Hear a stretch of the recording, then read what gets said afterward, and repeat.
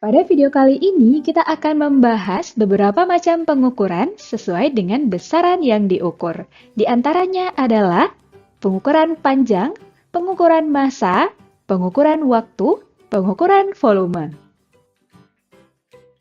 Pertama, kita akan membahas pengukuran panjang.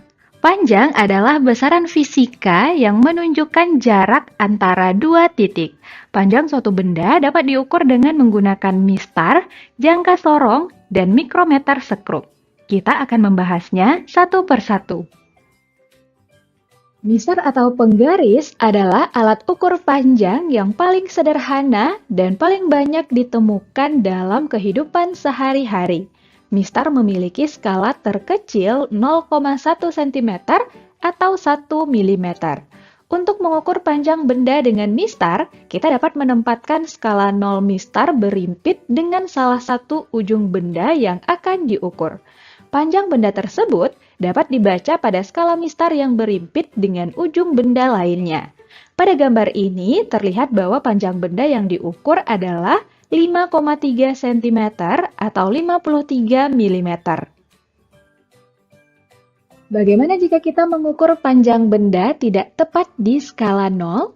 Teman-teman bisa memperhatikan gambar berikut. Pada gambar terlihat bahwa bagian awal ujung benda berimpit dengan skala 4,7, sedangkan bagian akhirnya berimpit dengan skala 9,2. Maka, untuk menentukan panjang benda, kita dapat menggunakan selisih skala akhir dengan skala awal ujung benda. 9,2 dikurang 4,7 sama dengan 4,5 cm. Jadi, panjang benda pada gambar adalah 4,5 cm atau 45 mm. Nah, teman-teman, pada saat membaca mistar, kita juga perlu memperhatikan posisi mata yang benar. Seperti pada contoh gambar berikut, posisi mata yang benar saat membaca mistar adalah mata harus tegak lurus terhadap skala. Alat ukur panjang yang kedua adalah jangka sorong. Jangka sorong lebih teliti daripada mistar.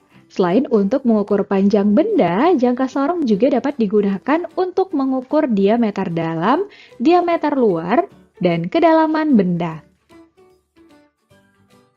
Selanjutnya, kita lihat struktur jangka sorong beserta fungsinya.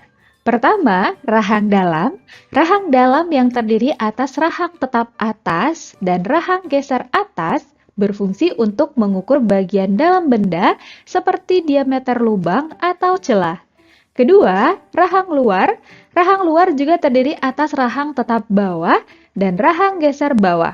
Fungsinya untuk mengukur bagian luar benda seperti diameter, lebar, dan panjang benda. Ketiga, pengukur kedalaman yang berfungsi untuk mengukur kedalaman lubang suatu benda. Keempat, pengunci. Baut pengunci memiliki fungsi untuk menahan rahang tetap pada tempatnya sehingga objek bisa ditahan atau tidak terlepas dan skala tidak bergeser saat akan mengukur. Terakhir, skala. Skala pada jangka sorong ada dua, yaitu skala utama dan skala nonius. Skala utama memiliki fungsi untuk menyatakan hasil ukuran utama. Terdiri dari skala utama dalam satuan cm dan skala utama dalam satuan inci. Sedangkan skala nonius berfungsi untuk menambahkan tingkat akurasi ekstra pada pengukuran.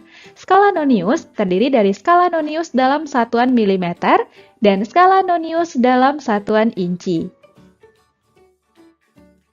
Nilai skala terkecil atau NST pada jangka sorong tergantung pada jumlah garis skala noniusnya.